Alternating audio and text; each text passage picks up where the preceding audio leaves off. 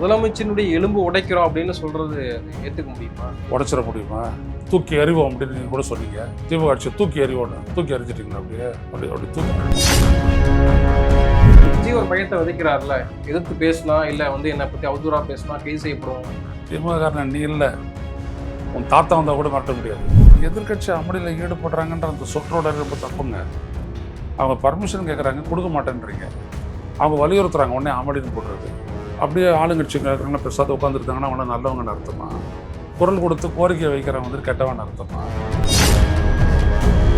தொகுதி மறுவரையறை பண்ணாங்க அப்படின்னா தமிழ்நாடு இழப்போம். எப்படி திமுக ஆதரிச்சுன்னா திமுக இருக்காதுன்னு அர்த்தம். அண்ணா அறிவாலயத்தை கூட்டிட்டு போயிட வேண்டியதுதான். காக்ரோச் ஜனதா பார்ட்டியை பேச்சுவார்த்தை கலைத்திருக்கிறது ஒன்றிய அரசு.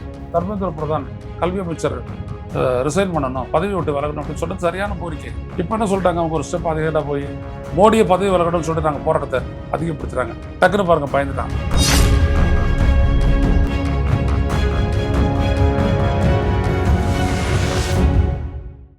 சவுத் பீட் நேயர்களுக்கு வணக்கம். இந்த நேர்காணலில் நாம் சந்திப்பவர் மூத்த பத்திரிகையாளர், அரசு திறனாய்வாளர் திரு ஐயநாதன் அவர்கள். வணக்கம். கோவில்பட்டியில் நடந்த ஒரு வாக்காளர்களுக்கு நன்றி தெரிவிக்கும் கூட்டம். அதில் விளாத்திக்குளம் எம்எல்ஏ மார்க்கண்டேயன் அவர்கள் அவதூறாக பேசியிருக்கிறார். குறிப்பாக முதலமைச்சர் விஜய் அவர்கள் நாங்கள் சட்டமன்றத்தை பூட்டி வைக்கிறோம் அப்படின்னு சொன்னதுக்காக ஒரு பதிலடி கொடுக்கும் விதமாக, நீ சட்டமன்றத்தை பூட்டிப்பாரு, நாங்கள் உங்கள் கையை உடைக்கிறோம், கையை உடைச்சி தான் அனுப்புவோம் அப்படின்னு அவர் பேசின சர்ச்சையை ஏற்படுத்தியிருந்தது. அதனுடைய விளைவாக அவர் இன்று கைது செய்யப்பட்டிருக்கிறார். 3 பிரிவுகளின் கீழே அவர் கைது செய்யப்பட்டிருப்பதை பார்க்கிறோம். இது இப்போ திமுக தலைவர்கள் கண்டனம் தெரிவிக்கிறாங்க. விமர்சனங்களை பொறுத்து கொள்ள முடியாம ஒரு காட்டாட்சி நடத்துகிறார் முதலமைச்சர் விஜய் அப்படின்னு அவங்க விமர்சனங்களை முன்வைக்கிறாங்க. ஆனால் இது விமர்சனமா அப்படின்ற ஒரு கேள்வியும் வருது. நீங்க எப்படி பார்க்குறீங்க? ஆதவர்ஜனா விஜயை வச்சுட்டு பேசினாரு, யார் அப்படின்னு பார்த்துடலாம் அப்படின்னு பேசினார்ல, அவர் மேலே திமுக வழக்கு போட்டுச்சு. பேசினாரா இல்லையா? நீயும் பத்திரிகையாளர், நானும் பத்திரிகையாளர், பார்த்தோமா இல்லையா? கேஸ் போட்டுச்சா? அது வன்முறையை தூண்டுறது இல்லையா? அது பொதுவில் 2 கட்சிக்காரர்களுடைய கலவரத்தை தூண்டக்கூடிய முயற்சி இல்லையா? அது அன்னைக்கு ஏன் போலீஸை விட்டு ஸ்டாலின் வழக்கு போடல?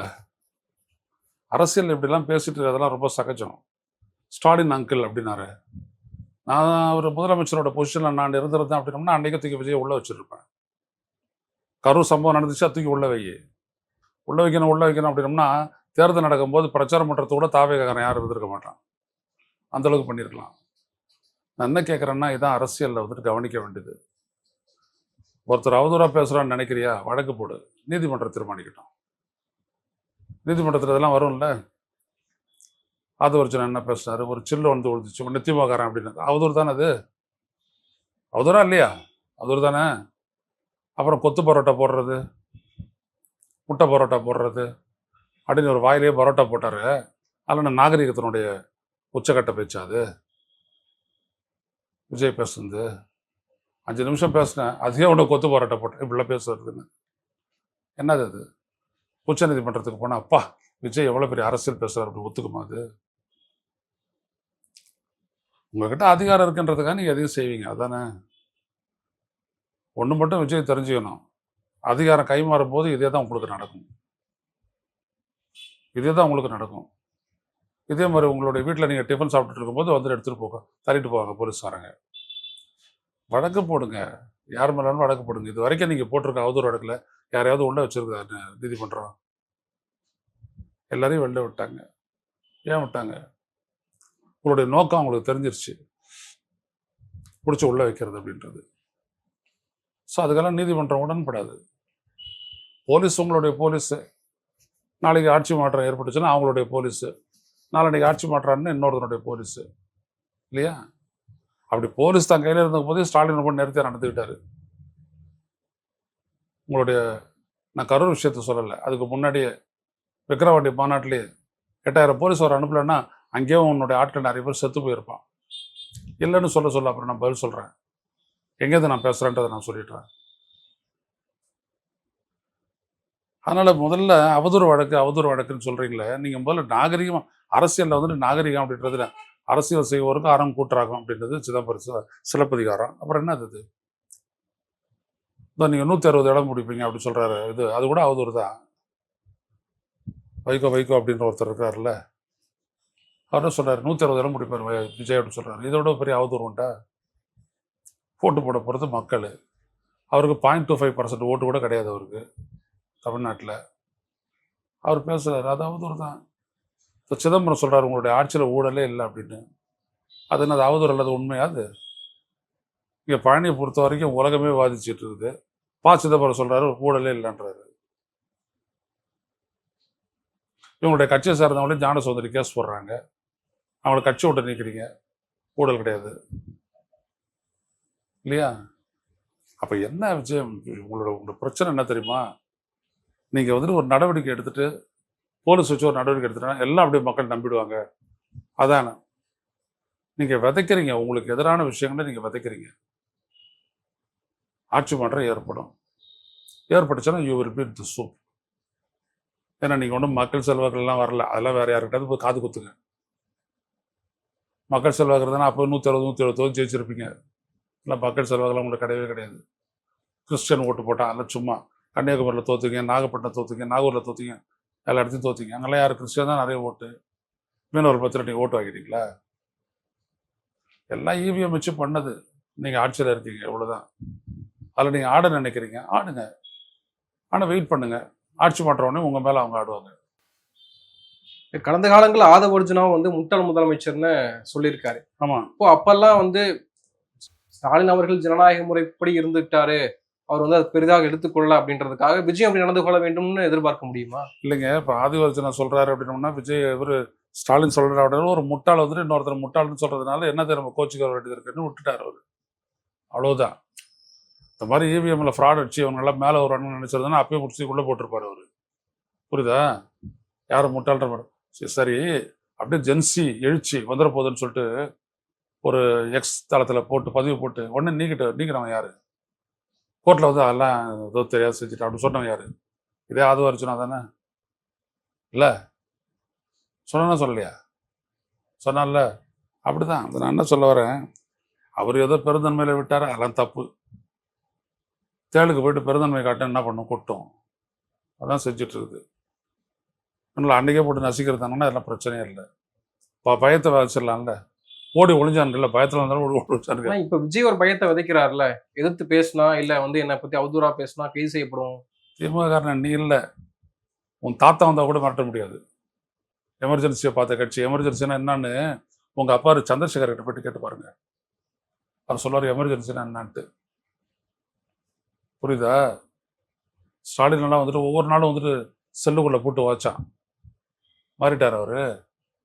தன்னை உதைச்சாங்கன்றது அப்பங்கிட்ட கூட சொல்லலை அவர், தெரியுமா? அப்படியேப்பட்ட ஆளு ஸ்டாலின். இதெல்லாம் செத்தே போயிருக்கிறான் திமுககாரன் எவ்வளோ விஷயங்கள்ல. தீனன்ற ஒருத்தர் துப்பாக்கியிலே சுட்டாங்க, செத்து போனான். கல்லெறிஞ்சப்போ அது எதிர்த்து தான் வண்டியை ஓட்டிட்டு போனார் பேராசிரியர் அன்பழங்க. திமுகலாம் எதுக்கெல்லாம் கலைஞரை எத்தனை முறை அடிச்சு தூக்கி ஓரம் போட்டிருக்காங்க. இதை கோட்டூரில் போட்டிருக்காங்க, புதுச்சேரியில் போட்டிருக்காங்க. பயந்துட்டாரா? புண்ணாட்டை அப்படியே உள்ளே உட்காந்துக்கிட்டு உன் தோள்பட்டையிலே வந்துட்டு 2 பேர் இருப்பாங்க செக்யூரிட்டிங்க. தோள்பட்டையில் இல்லை, பக்கத்தில் அப்படியே உட்காந்துக்கிட்டு அப்படியே 2 கையை வச்சுக்கிட்டு அப்படிலாம் வருது ஸ்டாலினுக்கு.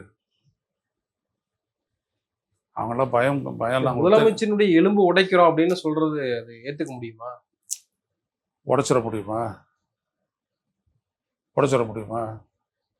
அங்கதான் பெருசா 2 பேரை பக்கத்தில் நிற்க வச்சிருக்கிற, அதுக்கப்புறம் செக்யூரிட்டிலாம் நிற்க வச்சிருக்கிற, அங்கே சட்டசபை காவலர்லாம் இருக்காங்க. அவர் ஏதோ பொலிட்டிக்கல் டோனில் அவர் சொல்லியிருக்கலாம், அவ்வளோதானே. தூக்கி எறிவோம் அப்படின்னு நீங்கள் கூட சொன்னீங்க. திமுக ஆட்சியை தூக்கி எறிவோன்னு தூக்கி எறிஞ்சிட்டிங்களா? அப்படி எரிஞ்சிட்டாங்களா அவங்க? அரசியல்வாதி பேசுறதுக்கெல்லாம் அர்த்தம் கண்டுபிடிக்க போனீங்கன்னா ஒன்றுமே இல்லை. அதான் சொல்ல வரேன். நீங்கள் பேசாததா? நீ ரவுடியா நான் ரவுடியா அப்படிதான் பேசினார் அவரு. செந்தில் பாலாஜியை பார்த்து டேஷ்னு பேசினாரு. அவர் பேசினாரு. அப்புறம் வாயில வருது அப்படின்னாரு. அப்போ இதெல்லாம் என்னது? இதெல்லாம் அவதூறு தானே. போலீஸ் அதுவாக கேஸ் போடாது. ஆனால் இதுக்கு மேலே ஒரு கம்ப்ளைண்ட் கொடுத்தாங்கன்னா கட்டாயம் உங்கள் மேலே கேஸ் போடலாம் இல்லையா? கேஸ் போட்டு என்னைக்கு வேணாலும் நடவடிக்கை எடுக்கலாம். அதையும் உங்ககிட்ட சொல்லி வைக்கிறேன். நடவடிக்கை எடுக்கலாம். அதனால நான் சொல்ல வரேன், இதெல்லாம் வந்துட்டு உங்களுடைய அதிகாரத்தை தாண்டிய நடவடிக்கை. அதிகாரம் ஒன்றும் உங்களை நடவடிக்கை எடுக்க தூண்டலை. அதனால தான் சொல்ல வரேன். ஆனால் அதிகாரத்தை வச்சுட்டு நீங்கள் ஆட பார்க்குறீங்க. ஆடுங்க, ஆனால் பின்னுடைய வேலை இப்படி இருக்கும். உங்களை தூக்கி உள்ள வைப்பாங்க. 2 அமைச்சர்கள் குறிப்பாக ராஜ்மோகன் மற்றும் கீர்த்தனா. அவங்க வந்து வெளிநாட்டுக்கு போனது வந்து தனி பாஸ்போர்ட்ட பயன்படுத்தியிருக்காங்க. டிப்ளமேட்டிக் பாஸ்போர்ட்ட பயன்படுத்தியிருக்கணும். இல்ல வந்து உள்துறை அமைச்சர்கிட்ட இன்ஃபார்ம் பண்ணியிருக்கணும். எதுவுமே பண்ணாம போனதுனால அவங்க வந்து சோகாஸ் நோட்டீஸ் வந்து உள்துறை அமைச்சகம் குடுத்துருக்கு. இது சமூக வலைதளங்கள்ல சில பேர்லாம் வந்து நகைச்சுவையாவும் விமர்சனம் பண்றாங்க. இது கூட தெரியாமயா இருந்திருப்பாங்க ஒரு அமைச்சர்கள். இது கூட தெரியலையா? அவங்களுக்கு புரோட்டோகால் தெரியாதா? அப்படின்னு. இல்லை, விவரம் தெரிஞ்சவங்க அதிகாரிகள் இருக்காங்க. இவங்கள தான் அதிகாரிகள் இல்லாமல் நாடுறது இல்லையாமே. அவர் கேட்டார், ராஜ்மோகன் என்ன சொல்லிட்டாருன்னா, அப்படிலாம் ஒன்றும் இல்லை, நாங்கள் சொல்லிட்டு தான் போனோம், பிரச்சனையெல்லாம் ஒன்றும் இல்லை அப்படின்னு நேற்று கூட அவர் சொல்லியிருக்காரு. அதனால ஒன்றும் இல்லை. ரெண்டாவது, இவங்களாம் அதிகாரிகளுடைய உதவியே நாடுறது இல்லையாமே. கதவை மூடிக்கிட்டு இதுக்குன்னே தனித்தனியாக இருக்கிறாங்களாமே. எல்லாம் இவங்களுடைய அரசியல் ஆலோசகர் அவங்க வழியாக தான் வருதான். அப்படி ஒரு ஆட்சியை நடத்துகிறாங்க அவங்க. அதனால் அதிகாரிகள் இவங்களுக்குள்ள உதவ மாட்டாங்க, நிச்சயம் உதவ மாட்டாங்க. அவங்கள நம்பி இல்லைல்ல. நீங்கள் தனியாக ஒரு தெலுங்கு ராஜ்யம் நடத்துகிறார் அவர் இல்லையா? சுத்திர தெலுங்கர்களை வச்சுட்டு நடத்துகிறார். தமிழ்நாட்டுடைய முதலமைச்சர் தெலுங்கு ராஜ்யம் நடத்துகிறார். கேட்டால் நான் தாழ்த்தப்பட்டவங்களுக்கு நிறைய பேரை கொடுத்துருப்பேன் அப்படின்னு விஜய் ஏமாத்த நினைக்கிறாரு. ஏமாத்துட்டோம், எவ்வளோ காலம் ஏமாத்துறாருன்னு பார்ப்போம். டெல்லி ஜந்தர் மந்தர் போராட்டம் அது மிகப்பெரிய அளவுக்கு இன்றைக்கு இந்தியா முழுக்க பேசுபொருளாக இருக்கு. அவர்கள் மீது தடியடி நடத்தப்பட்டிருக்கு அப்படின்றதெல்லாம் பார்க்கிறோம். கரப்பான்பூச்சி ஜனதா கட்சியினர் அவங்க வந்து அமைதி பேரணி நடத்த திட்டமிட்டிருந்தாங்க. இப்போ அது முழுமையா நடத்த முடியல அப்படின்றதையும் பார்க்கிறோம். ஆனா இது குறித்து நாடாளுமன்றத்துல பேச முடியல. இரவைகளும் ஒத்திவைக்கப்பட்டிருக்கு. இப்போ மீண்டும் தொடங்கியிருக்குன்னு சொல்றாங்க. எதிர்க்கட்சிகள் அமளியில் ஈடுபடுறாங்க. இது எங்க போய் முடியும்னு நினைக்கிறது? இல்லை, எதிர்க்கட்சி அமளியில் ஈடுபடுறாங்கன்ற அந்த சொற்றோட ரொம்ப தப்புங்க. அவங்க பர்மிஷன் கேட்குறாங்க, கொடுக்க மாட்டேன்றீங்க. அவங்க வலியுறுத்துறாங்க, உடனே அமளின்னு போடுறது. இதெல்லாம் இந்த இங்கிலீஷ் சேனலில் பார்த்து காப்பி அடிக்கிற தமிழர் சேனல். பாண்டிமோனியம் தி லோக்சபா ராஜ்யசபான்னு அவங்க போடுவாங்க. புரியுதுங்களா? அதுவா உண்மை? அப்படியே ஆளுங்கட்சிக்காரங்களாம் பெருசாக உட்காந்துருந்தாங்கன்னா அவங்கள நல்லவங்கன்னு அர்த்தமா? குரல் கொடுத்து கோரிக்கை வைக்கிறவங்க வந்துட்டு கெட்டவன் அர்த்தமா? அப்படிதான் ஒரு தப்பான ஒரு செய்தியை கொடுத்துட்டு இருக்காங்க இங்கே இருக்கக்கூடிய ஊடகங்கள் எல்லாமே. நான் என்ன கேட்குறேன் அப்படின்னோம்னா, இப்போ இந்த காக்ரோச் ஜனதா பார்ட்டியினுடைய அந்த கோரிக்கையை விவாதிக்கக்கூடியதா இல்லையா? எவ்வளோ மாணவர்கள் செத்துருக்காங்க? நீட்டு தேர்வு எதிர்கொண்டு எவ்வளோ பேர் செத்துருக்காங்க? ஃபெயில் ஆகி எவ்வளோ பேர் தற்கொலை பண்ணிட்டு இருக்காங்க? எதிர்கொள்ள முடியாத எவ்வளோ பேர் செத்துருக்காங்க, அனிதா உட்பட. அதெல்லாம் பற்றி அவையில் விவாதிக்க கூடாதா? விவாதிக்கிறத நோட்டீஸ் கொடுத்தா விவாதிக்கலாம்னு சொல்ல வேண்டியதானே? அப்புறம் மறுத்துட்டு வந்துட்டு எதிர்கட்சிகள் அமளித்த முடியும் அப்படின்னா என்ன பொய்யாட பரப்புற இல்லையா? அது இல்லையா? அதானே உண்மை. இப்போ ஒன்று வேணாம், நீ காத்தால வந்துட்டு அவங்க ஜந்தர் மந்தர்ல இருந்துட்டு போராடுறாங்க, டெல்லியை நோக்கி பேரணின்றாங்க, உடனே போலீஸ் வச்சு அடிக்கிறாங்க. கிட்டத்தட்ட 5-6 சேனல் இருக்குது, இங்கிலீஷ் சேனல். ஒன்றுத்துலேயும் அந்த செய்தியை காட்ட மாட்டேங்கிறானே. மோடி பேசுகிறாரு, அவர் பேசுகிற ஒரு 4 பேர் பின்னாடி நிற்க வச்சுட்டு பேசுகிறாரு, நம்மளுடைய எல் முருகன் உட்பட. எதிரில் யாருமே இல்லை. அவர் பேசுகிறத வந்துட்டு போட்டு பேசிட்டு இருக்கிறாங்க. அவர் என்னென்னவோ கதை விடுறாரு அவர். ஆனால் இந்த மாதிரி ஜந்தர் மந்தரில் நடக்கக்கூடிய மாணவருடைய முக்கியமான ஒரு பிரச்சனையை பற்றிட்டு தடியடி நடக்குது, அதை பற்றி போடவே மாட்டேங்கிறாங்க. பரவாயில்ல, இங்கே இருக்கிற சேனல்கள் சொன்னாங்க ஓரளவுக்கு. இப்படி தான் பண்ணுறாங்க. ஸோ அவையில் இந்த மாதிரி நடவடிக்கைகளுக்கெல்லாம் இடம் கொடுக்கணும். அவங்களுக்கு என்ன தேவை? அவங்களுக்கு சட்டம் நிறைவேற்றும் போது அவை நடத்த போதும்.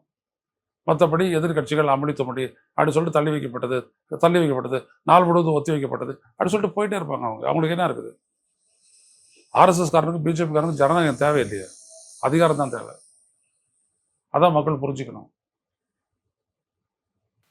ஆனா இன்னொரு பக்கம் இந்த முறை நாடாளுமன்றம் வந்து புதிதாக காணப்படுது. ஏன்னா வந்து எதிர்க்கட்சிகள் வந்து பிரிந்து இருக்காங்க. திமுக வந்து இப்போ காங்கிரஸ் தலைமையில இந்தியா கூட்டணி கட்சிகளுடைய ஒரு கூட்டம் நடக்குது. அதுல வந்து திமுக பங்கேற்கல அப்படின்ற செய்தியை பார்க்கிறோம்.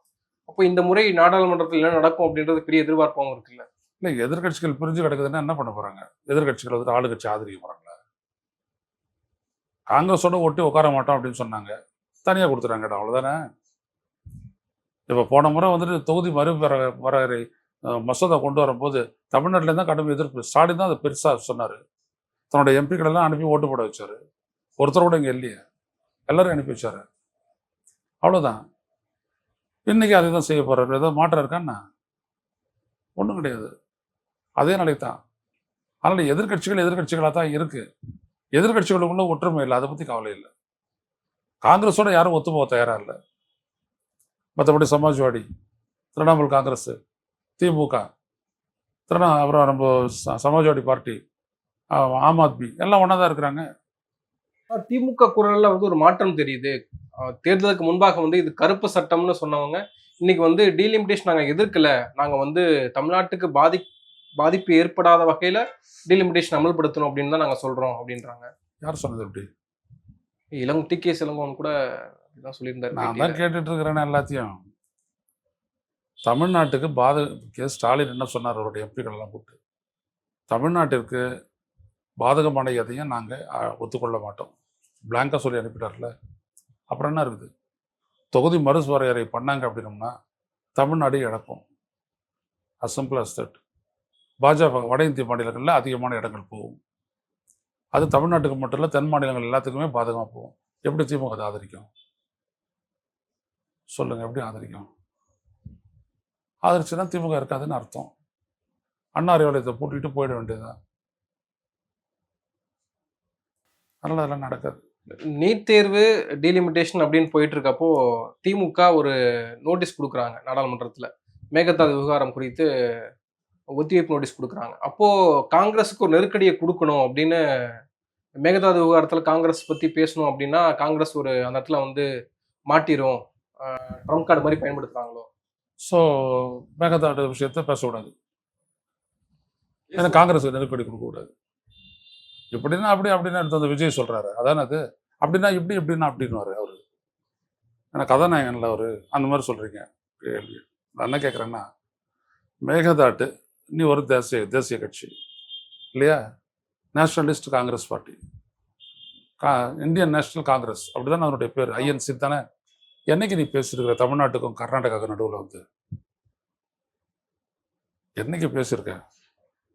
இப்போ அதுக்கான நடுவர் மன்ற அமைச்சது கூட விபி சிங் தான் அமைச்சாரு, நீங்க இல்லை, காங்கிரஸ் அமைக்கல. ஆனால் இதில் அந்த அதிகாரத்தை வச்சுக்கிட்டு இலங்கையில் இனப்படுகொலை செஞ்சீங்க, தமிழ் இனப்படுகொலைக்கு துணை போனீங்க. இதுதான் காங்கிரஸுடைய யோக்கியதை. ஸோ இன்னைக்கு சிவகுமார் சொல்றாரு இல்லையா, எப்படி நீ பண்ண முடியும், இந்த மாதிரி ஒரு தீர்ப்பளிச்சிருக்க அப்படின்ட்டு ராகுல் காந்தி பேச சொல்லுங்களேன் பார்ப்போம். கர்நாடக காங்கிரஸ்னு ஒரு புது கட்சி வந்துடும், வேற ஒன்றாவது. இங்கே இருக்கிற காங்கிரஸ்காரனுக்கு வந்துட்டு எதுவும் கிடையாதுன்னு வச்சுக்கோங்க. பொதுவாக சொல்லுவாங்க இல்லையா, ஒரு மனிதனுக்கு இருக்கக்கூடிய பல்வேறுபட்ட மானம்லாம் சொல்லுவாங்க இல்லையா, அதெல்லாம் இங்கே இருக்கிற காங்கிரஸ்காரன் கிடையாது. ஆனால் அங்கே இருக்கிற காங்கிரஸ்காரனுக்கு இருக்கும்ல, அவன் கட்டி விட்டு போயிட்டே இருப்பான், ஒன்றும் பண்ண முடியாது. நியாயத்துக்காக காங்கிரஸ் ஒருபோது நின்னதே இல்லை. விடுதலைக்கு பின்னாடி காலத்தில் நான் சொல்ல வரேன், ஒருபோது நின்னதில்லை, நிற்காது. அப்போ நம்ம தான் முன்னெடுக்கணும். அது பார்லிமெண்ட்டை நாங்கள் முன்னெடுத்துருக்குறோம் அப்படின்றது வந்து நீதிமன்றத்துக்கு நாளைக்கு அந்த தகவல் இருக்கும். நம்ம கேஸ் போட போனோம்னா அந்த தகவல் முக்கியம். நாங்கள் நீதிமன்றத்தில் கேட்டோம், பிரச்சனையை எழுப்பணும், பதிலே சொல்லாதவங்க நழுவிட்டு போனாங்க, அதனால தான் இந்திய ஒன்றிய அரசியல் நான் அதில் ஒரு பார்ட்டியாக சேர்க்குறேன் அப்படின்னு நீதிமன்றத்தை சொல்லலாம். காங்கிரஸ்காரர் எதுவும் செய்ய மாட்டான், சும்மா குற்றம் சாட்டிக்கிட்டு சீட்டு கட்டிக்கிட்டு இருப்பான், பிச்சை கட்டிட்டு இருப்பான், அவ்வளோதான். மற்றபடி வரோம். இப்போ இதில் தமிழ்நாட்டுக்கு இவ்வளோ பிரச்சனைகள் இருக்குது, எந்த பிரச்சனையாவது தமிழ்நாட்டுக்காக காங்கிரஸ்காரன் போறான்னு ஒன்று சொல்லுங்களேன் பார்ப்போம். உங்களுக்கு ஒரு 35-40 வயசு இருக்குமா? சொல்லுங்களேன், உங்களுடைய கருத்து தெரிஞ்சு தமிழ்நாட்டோட இந்த பிரச்சனைக்காக காங்கிரஸ்காரர் கொதித்து எழுந்து ரோடுக்கு வந்து போறான் அப்படின்னு ஒன்று சொல்லுங்களேன் பார்ப்போம். எல்லாம் இந்த ஸ்டாலின் பண்ண தப்பு. அன்றைக்கே 2011 முடிச்சிட்டாரு, சீமான் முடிச்சிட்டாரு, பேசிய காங்கிரஸ் வந்துட்டு புதைச்சிட்டாரு. இவர் தான் கூப்பிட்டு 41 சீட்டை கொடுத்து மறுபடியும் உயிர் கொடுத்தாரு. அதனால தான் நீங்கள் அவங்க எதிரில் மாணிக்க தாக்கூர்லாம் வந்து ஆப்பு வைக்கிறான். அன்றைக்கி அப்படியே விட்டுருந்தீங்கன்னு வச்சுக்கோங்க, செத்துக்கத்து காங்கிரஸ் வரலாறு அப்படின்னு ஒன்று தனியாக வந்திருக்கும், புக்கு போட்டிருக்கலாம். இந்த சத்தியமூர்த்தி பவன், காங்கிரஸ் கிரவுண்டு இதெல்லாம் வந்துட்டு விலை போயிருக்கும், நல்ல பெரிய பெரிய பில்டிங்காவது வந்திருக்கும். இவர் எல்லாம் ஸ்டாலின் பண்ண தப்பு தான், எல்லாமே ஸ்டாலின் தான் பண்ணுவார், தப்புலாம் அவனுடைய வினை தான் அது. இதை செஞ்சிருக்கான் தமிழ்நாட்டுக்காக காங்கிரஸ்காரன்னு சொல்றேன். அவனுக்கு 28 எம்எல்ஏ 56 எம்எல்ஏ கூட கொடுக்குறான். இந்த போராட்டம் நடத்துறாங்க காங்கிரஸ்காரனால இது தமிழ்நாட்டு கட்சி அப்படின்னு சொல்லுங்க பார்ப்போம். சொல்லுங்க. இன்னைக்கு வேணாம், இன்னும் 2 வாரம் கழிச்சு வந்து சொல்லுங்க. நானும் பேசுறதெல்லாம் விட்டுறேன். எதுவுமே செய்ய மாட்டான்.